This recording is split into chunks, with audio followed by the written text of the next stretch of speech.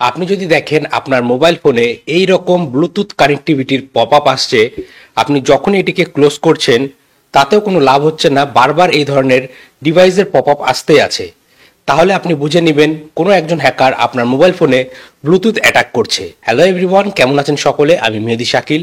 So বন্ধুরা, আজকের এই ভিডিওতে আমি কথা বলবো ব্লুটুথ হ্যাকিং নিয়ে। আজকের এই ভিডিও থেকে আপনারা জানবেন কিভাবে একজন হ্যাকার চাইলে আপনার মোবাইল ফোনে ব্লুটুথ হ্যাকিং অ্যাটাকের মাধ্যমে অথবা ব্লুটুথ স্প্যাম অ্যাটাকের মাধ্যমে আপনার ডিভাইসকে কমপ্লিটলি আনইউজেবল করে ফেলতে পারে। আপনারা দেখতে পাচ্ছেন আমার এই মোবাইল ফোনে একটি ডিভাইস কানেক্ট করার ট্রাই করছে। আমি যদি এটিকে ক্লোজ করে দিই তাহলে দেখবেন এগেন এটি চলে আসছে।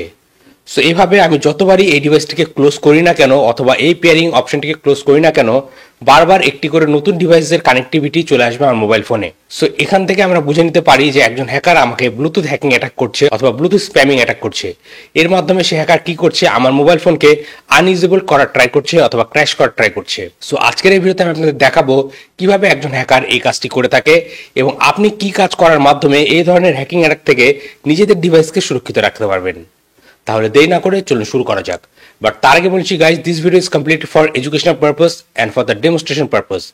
I use my own device to demonstrate this type of Bluetooth spamming attack. So do not misuse all the information shared in this video for any illegal hacking attack. Hacking is completely illegal. So stay legal, stay safe.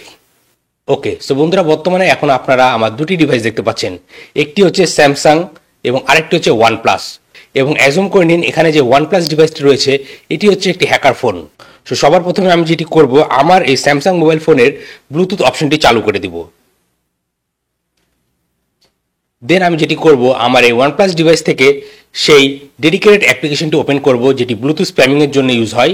দেন এই spamming অ্যাটাকটিকে on করে দিব।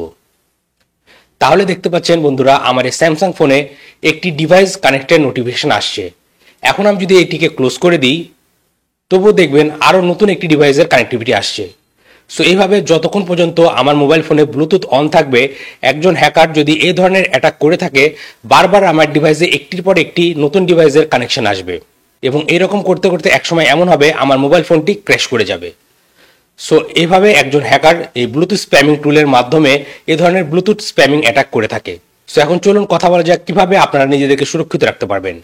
So normally আমরা কি করি, আমরা Bluetooth on করে যখন কোনো ডিভাইস ইউজ করি, ডিভাইস ইউজ করা শেষ হয়ে গেলে আমরা ব্লুটুথটি অফ করতে ভুলে যাই। সো আপনি যদি এরকম কোনো সিচুয়েশনে পড়েন, সবার প্রথমে আপনি যেটি করতে হবে, আপনার ব্লুটুথ অপশনটিকে আপনি ডিসেবল করে দিবেন এবং পেয়ারিং এবং অটো কানেকশন এইগুলোকে ম্যানুয়ালি সেট করে দিবেন।